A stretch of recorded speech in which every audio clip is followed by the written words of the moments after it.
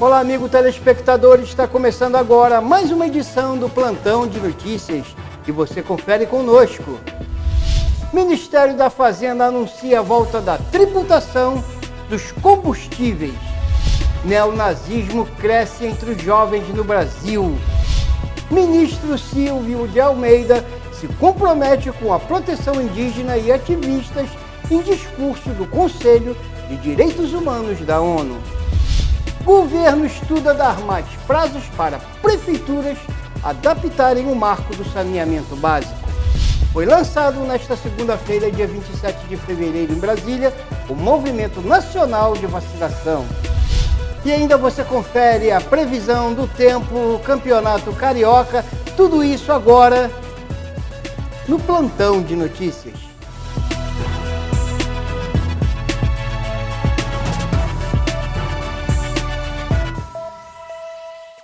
Vamos iniciar a nossa edição falando do aumento dos combustíveis. O governo federal decidiu voltar a cobrar os impostos sobre os combustíveis, como gasolina, que irá pagar mais do que o etanol, por ser de origem fóssil. As informações foram dadas pelo Ministério da Fazenda, que planeja voltar com essa cobrança já a partir do mês de março. Percentuais ainda não estão sendo definidos, mas a gasolina vai ter carga maior do que o etanol por ser mais poluente. Confira. O Ministério da Fazenda quer que a cobrança dos impostos federais volte a partir de março. Segundo fontes do Congresso ouvidas pelo Jornal da Cultura, os percentuais ainda estão sendo definidos. Mas a gasolina, por ser combustível fóssil não renovável, portanto mais poluente, vai ter carga maior do que o etanol, que é renovável e polui menos. O fim da desoneração da gasolina e do etanol foi tema de um encontro pela manhã no Planalto, com a participação de Jean Paul Prates, presidente da Petrobras, e o ministro da Fazenda, que saiu dizendo estar confiante numa solução ainda nesta segunda-feira. Nós vamos ter uma outra reunião no final da tarde. Assim que eu tiver uma confirmação da eleição do presidente, eu divulgo para vocês. A nova reunião ficou para esta terça-feira. A desoneração de impostos federais dos combustíveis foi aprovada em junho do ano passado, com as bênçãos do governo Bolsonaro de olho em eventuais ganhos eleitorais na votação para a presidência. O novo governo prorrogou até esta terça-feira o benefício sobre gasolina e etanol. No diesel e no gás de cozinha, o prazo foi estendido até o fim do ano. Nos cálculos dos técnicos do Ministério da Fazenda, a volta do imposto em 1º de março deve render quase 29 bilhões de reais aos cofres públicos este ano. De acordo com a Abicom, que reúne os importadores de combustíveis, a gasolina está 7% mais cara nas refinarias aqui do que lá de fora, o que abre espaço para a Petrobras suportar parte do impacto do aumento do imposto. A preocupação com os reflexos na inflação faz sentido. A gasolina é o item que mais pesa individualmente no índice oficial. Pela 11ª semana seguida, os analistas ouvidos pelo Banco Central vêm aumentando a estimativa para o IPCA este ano. Está agora mais perto dos 6%. Apologia ao nazismo é crime no Brasil. A pena prevista pode variar de 2 a 5 anos de reclusão, além de pagamento de multa. Mas nos últimos 3 meses, o país viu 2 ataques a escolas promovidos por jovens que se radicalizaram por esta ideologia extremista e outros discursos de ódio. O neonazismo é crescente nas redes sociais e os pais devem ficar atentos. Um adolescente lançou uma bomba caseira em uma escola no dia 13 deste mês em Montemor, interior de São Paulo. A polícia encontrou com ele material alusivo ao nazismo. Em novembro do ano passado, outro jovem, armado e com uma suástica no braço, matou 3 pessoas em escolas de Aracruz, Espírito Santo. Esses são casos recentes do tipo registrados no Brasil, onde a lei proíbe a apologia ao nazismo. A pena é de 2 a 5 anos de prisão. Os responsáveis por esses discursos discursos seriam integrantes de grupos neonazistas. De acordo com a antropóloga Adriana Dias, existem no país pelo menos 530 células desse tipo, a maior parte nas regiões Sul e Sudeste, um universo que pode chegar a 10 mil pessoas. Em 2019, havia 334. Adriana, falecida em janeiro deste ano, dedicou parte de sua vida a estudar o tema. Para este especialista, há na sociedade um excesso de tolerância com esses crimes. Nós confundimos no Brasil liberdade de expressão, né, com liberdade de ofensa e com a ideia de que a liberdade de expressão dá direito a que eu possa eliminá-la, dá direito a que eu possa adotar uma ideologia como o nazismo, que é avessa à liberdade de expressão. Na última quarta-feira, o Ministério dos Direitos Humanos e da Cidadania criou um grupo de trabalho para estudar e discutir estratégias para combater o discurso de ódio e o extremismo no país. A iniciativa foi bem vista pelos especialistas que defendem maior presença dos pais, educação crítica e regulação das redes. Bom, ainda falando desse radicalismo e do crescimento do neonazismo no Brasil, uma dessas manifestações de ideologias nazistas aconteceu no Carnaval do Rio de Janeiro, no bloco de rua. Acompanhe conosco. As críticas surgiram no Twitter assim que a turma de bate-bolas virtual de Madureira postou registros da fantasia que trazia o rosto do ditador alemão que exterminou milhares de pessoas na Segunda Guerra Mundial. Um dos internautas perguntou se o grupo tinha consciência do que isso representa e a história de terror à humanidade. As fotos viralizaram e a repercussão do assunto foi tão grande que chegou à Comissão de Direitos Humanos da Câmara de Vereadores do Rio. A vereadora Tereza Berger, que também é integrante da comunidade judaica, prometeu levar o caso à polícia. Segundo a parlamentar, carnaval é momento de alegria e paz, e não de propagar o ódio e a intolerância. Em nota, a presidente da comissão afirmou também que vai encaminhar um ofício à Prefeitura do Rio para saber se o grupo é cadastrado na Secretaria de Cultura e se é possível cancelar o desfile da turma no próximo carnaval. Em 2012, os bate-bolas foram declarados Patrimônio Cultural Carioca de natureza imaterial por serem parte da tradição carnavalesca e cultural da cidade.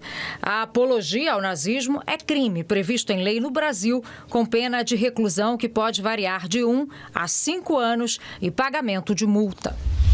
E o ministro Silvio de Almeida discursou na abertura do Conselho de Direitos Humanos da ONU e se comprometeu com a proteção indígena e de ativistas. Em seu discurso, lembrou do assassinato de Marielle Franco e afirmou que o Brasil vive momento de reconstrução. Por fim, o ministro se comprometeu a lutar contra diferentes tipos de violências, como a de gênero, responsável pela morte de jovens e, em sua maioria, negros e pobres, afirmou o ministro em seu discurso. Silvio de Almeida discursou na sessão que marca os 75 anos da Declaração Universal dos Direitos Humanos. Começou repetindo as palavras ditas por Nelson Mandela, quando o ativista assumiu a presidência da África do Sul. Do momento de sarar as feridas, o momento de transpor os abismos que nos dividem, o momento de construir. E é com esse mesmo sentimento que venho hoje neste Conselho de Direitos Humanos das Nações Unidas dizer: o Brasil voltou. O ministro ainda lembrou da crise dos povos Yanomami. As imagens de indígenas vítimas do avanço do garimpo ilegal mobilizaram todo o país e chocaram a comunidade internacional.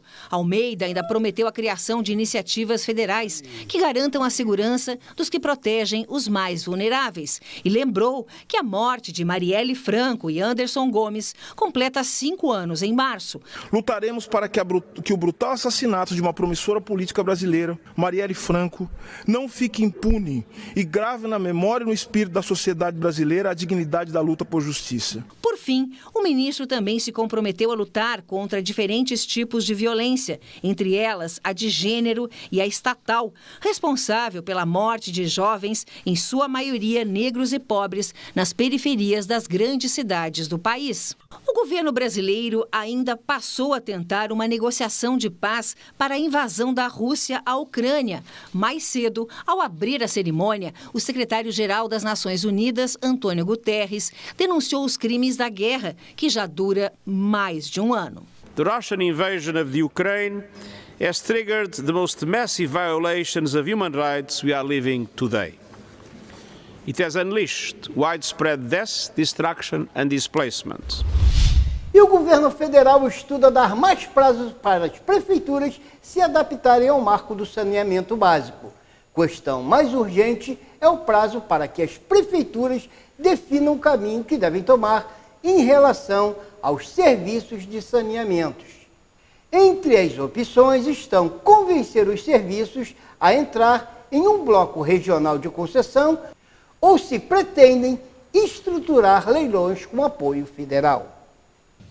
Uma das questões mais urgentes é o prazo para que prefeituras definam o caminho que devem tomar em relação aos serviços de saneamento. De acordo com um decreto de 2022, os municípios têm até o próximo dia 31 de março para informar se vão conceder os serviços, entrar num bloco regional de concessão ou se pretendem estruturar um leilão com o apoio do BNDES ou da Caixa Econômica Federal. Sem uma decisão, o município deixará de receber recursos federais e de bancos estatais.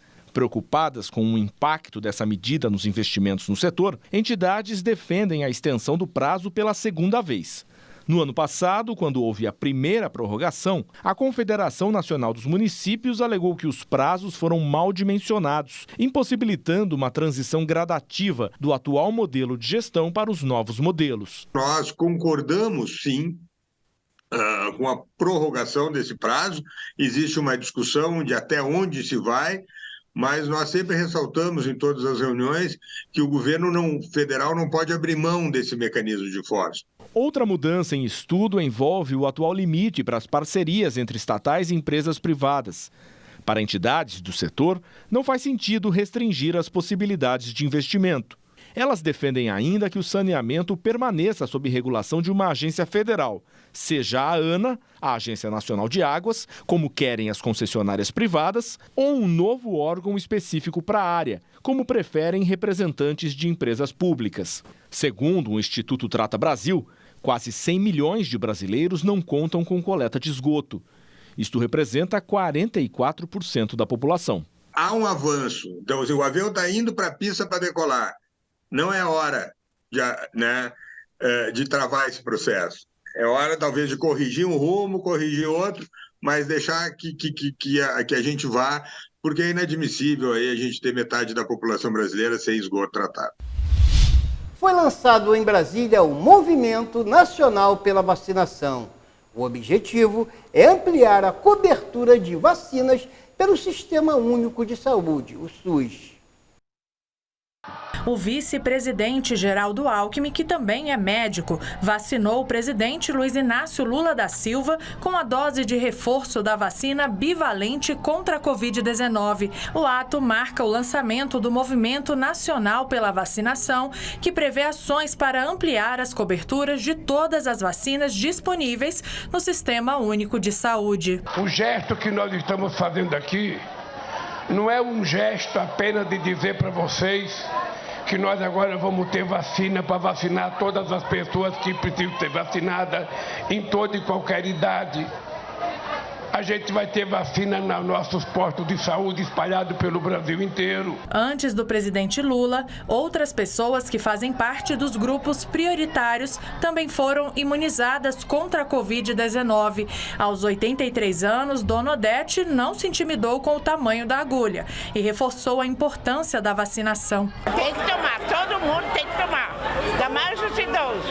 Nesta primeira etapa, devem se vacinar pessoas com maior risco de formas graves de Covid-19, idosos acima de 70 anos, imunocomprometidos, comunidades indígenas, ribeirinhas e quilombolas. Vamos proteger nossas vidas, esse movimento que tem que ser do governo federal, dos governos estaduais, municipais, de toda a sociedade, é o movimento em defesa da vida.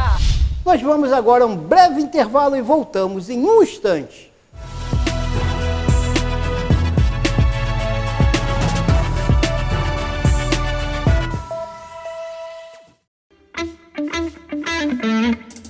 O mais completo tratamento odontológico especializado e moderno você encontra na Clínica Doutora Cláudia Facioli. Clínica geral, próteses em geral, extração, tratamento de gengiva, tratamento de canal, clareamento, implantodontia, obturação, aparelhos ortodônticos, harmonização facial. Aqui seu sorriso também fica mais bonito. Agende uma avaliação. Telefone 21 99615 1717 ou 21 97126 5723. Shopping da Praça, Sala 410, Centro de Magé.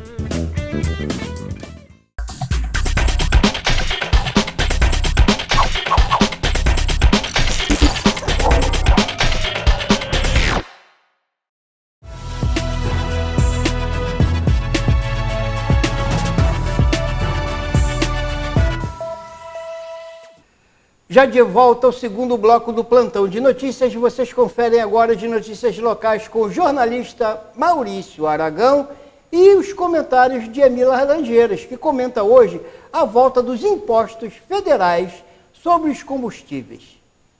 Está começando os bastidores da notícia. E a notícia de hoje não é nada agradável. O preço da gasolina irá subir. Mais uma mentira de campanha de Lula, que falou que à base da canetada ele ia manter o preço da gasolina. Em seu primeiro ato, um dos seus primeiros atos, no dia 1º de janeiro, depois da sua posse, foi o decreto para a reoneração dos impostos federais sobre a gasolina. E por pressão popular e pressão dos deputados, ele refez o decreto colocando o prazo até o início de março. E o prazo se esgotou. Voltaremos a ter o imposto federal sobre a gasolina, um aumento de 0,69%. Ele vai subir o preço da gasolina, vai ser maior do que o aumento no preço do etanol, com a justificativa do combustível fóssil.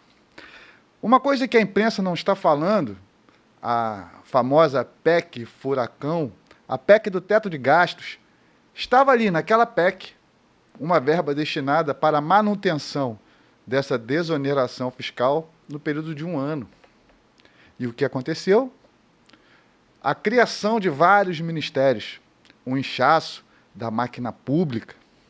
Isso resulta em gasto, que o próprio Lula diz que não é gasto, é investimento. Ele não sabe o que é gasto. A política do fisiologismo, da troca de favores, a criação de vários ministérios. E quem paga o preço, quem vai pagar esse preço, somos nós, consumidores. Hoje, vindo aqui para os estúdios, eu já comecei a ver filas em postos de gasolina. Sem contar que o aumento da gasolina aumenta a inflação. Porque toda a cadeia produtiva, tudo é transportado. A maioria dos produtos alimentícios e produtos elétricos domésticos são transportados por vias rodoviárias. Então, você tem, sim, um impacto direto sobre a questão dos combustíveis. E a PEC fura-teto, que constava essa verba destinada, mais uma vez comprova que esse desgoverno descontrolado tem que arrecadar de qualquer maneira para tentar pagar o rombo que já está sendo criado. O Brasil, em 2 meses de governo Lula, o Brasil vem mostrando que está completamente sem controle. Na economia, não se sabe, ataques diretos ao presidente do Banco Central, contando que o presidente do Banco Central foi eleito um dos melhores presidentes de bancos centrais do mundo. E nós temos aqui uma militância esquerdista atacando, reclamando da taxa de juros. O aumento do combustível vai trazer a inflação, vai aumentar a inflação. As promessas de Lula durante a campanha estão sendo mostradas agora, que era tudo mentira. Nós avisamos isso, nós falamos que a máquina gastadora do PT ia voltar sem freio, com sede de poder novamente. E é o que nós estamos vendo na economia, na questão do salário mínimo, a famosa picanha que ninguém viu e nem sabe aonde está. Toda a economia está sofrendo um impacto, dinheiro de investidores não estão entrando mais no país.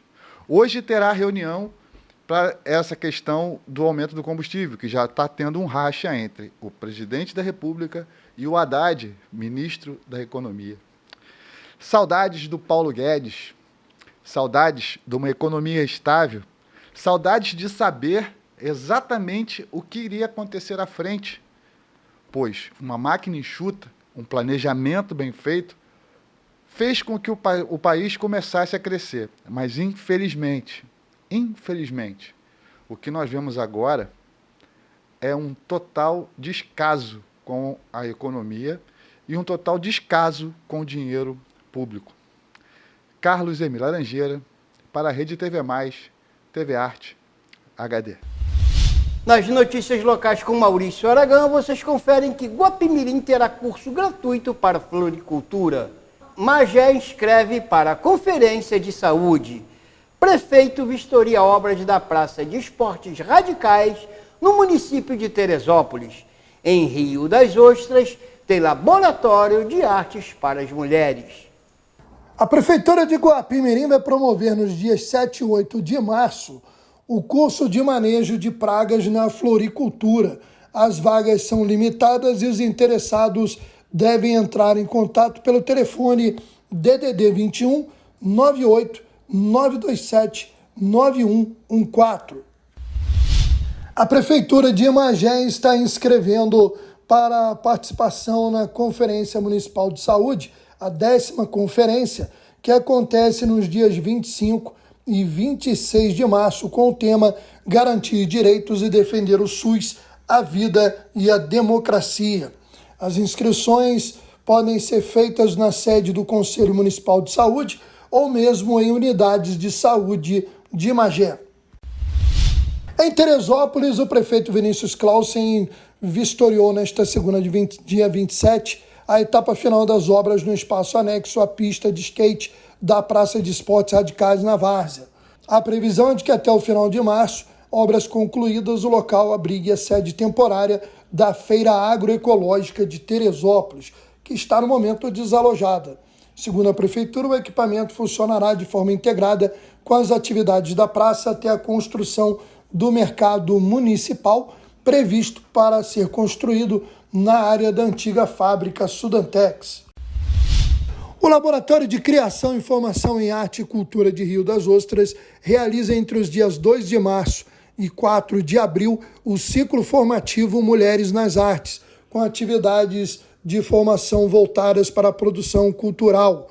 Mais informações e inscrições no link disponível nas redes sociais do município ou também no site da Prefeitura de Rio das Ostras. Nós vamos agora à previsão do tempo, destacando os temporais no fim do dia, que estão entre as previsões do clima-tempo que você confere agora. Nesta terça-feira, o dia vai começar com sol, a nebulosidade vai aumentando e no final da tarde acontecem os temporais, principalmente no litoral paulista, que há condição para novos transtornos, como enchentes, deslizamentos de terra e também queda de árvore, por conta do excesso de umidade dos últimos dias. No Triângulo Mineiro, sul de Minas Gerais, norte paulista, também em todo o estado do Rio de Janeiro e boa parte do Espírito Santo, a condição é a mesma, temporais que devem encerrar o dia. Já na metade norte de Minas Gerais, o tempo vai ficar firme e não chove em nenhum momento. Em relação às temperaturas, o dia começa com 19 graus em Belo Horizonte, 20 na capital paulista e a temperatura máxima deve alcançar a casa dos 32 graus em Vitória e 33 no Rio de Janeiro. Vamos aos esportes? Nós vamos conferir então agora com Maurício Aragão a goleada do Vasco da Gama que tirou o Botafogo do G4. O Vasco goleou o Boa Vista por 4-1 na noite desta segunda-feira, dia 27, em São Januário, com 2 gols de Pedro Raul, um de Alex Teixeira e um de Puma Rodrigues. Di Maria descontou para o Boa Vista, lanterna do campeonato e muito ameaçado de rebaixamento. Com a vitória, o Vasco voltou para o G4, ocupa a 3ª posição com 17 pontos ganhos. Também ontem, o Audax derrotou o Madureira por 3-1. Vamos falar agora do giro de notícias que marcaram a semana nas redes sociais. Nós vamos começar com esse giro com uma imagem gratificante que nos sensibiliza pelo amor à profissão. Bombeiros salvam filhote de gato com respiração boca a boca. Um felino ficou preso dentro de um cano de água da rede pluvial de residência em Santa Maria. Ao ser resgatado, o animal, que estava em parada respiratória, mas felizmente reagiu à intervenção do bombeiro. Na Turquia, em meio às escavações, encontraram o corpo de um pai em posição curvada. Os escavadores ficaram chocados quando se depararam com o fato de que sobre o corpo apareceu uma criança que felizmente ainda estava viva, graças a ser protegido dos escombros pelo corpo do pai, que na verdade, sim, é um pai de verdade. E na sequência vocês conferem um vídeo que mostra o momento em que o taxista bate a viatura policial para fugir de um assalto.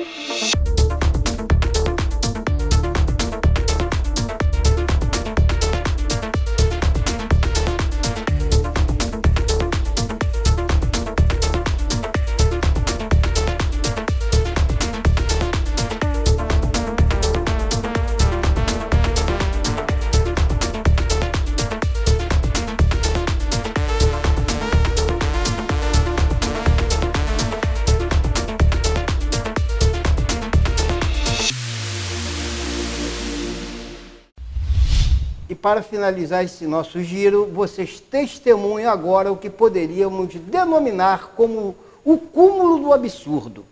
Em uma igreja em Curitiba, pastores abençoam armas em nome de Deus. Acompanhe esse vídeo.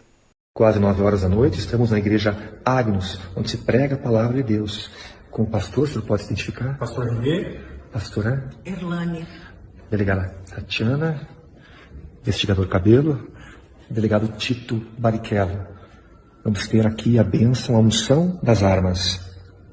Senhor Deus, em nome de Jesus, nós ungimos essas armas. São Deus para a segurança da população de nossa cidade, Senhor. Nós pedimos que o Senhor venha guardar e venha nos proteger através, Senhor Deus, dessas armas. Em nome de Jesus, o nome que é sobre todo nome, nós ungimos com o óleo da unção. E pedimos, Senhor, que seja ligado aqui na terra para ser ligado nos céus. A tua palavra, Senhor Deus, diz: tudo que ligardes aqui na terra terá sido ligado nos céus. E nós ligamos, em nome de Jesus, através da unção com óleo, estas armas que serão para a nossa proteção, para guardar a população, em nome de Jesus, contra os homens maus. Para a glória, Deus, e louvor do seu nome, nós pedimos, Senhor, que o Senhor guarde, nos livre e nos proteja, em nome de Jesus. Amém e amém. Amém. Agradecemos então ao pastor Renê, agradecemos à pastora Erlane, a delegada Tatiana, investigador Cabelo, pela unção, pela bênção, para nós usarmos essas armas na defesa da sociedade, dentro das regras estabelecidas pela própria sociedade. Nosso muito obrigado, pastor. Deus abençoe. Amém. Bom, gente, com essas notícias nós finalizamos mais um plantão de notícias, agradecendo a você, amigo telespectador e assinante, a nossa equipe técnica, e voltaremos em breve com mais notícias no plantão de notícias da Rede de TV+. Agradecemos o seu acompanhamento através da Rede de TV+, TV Arte HD, canal 57 da Sumicity, e também pelas redes sociais. Muito obrigado e até a próxima edição.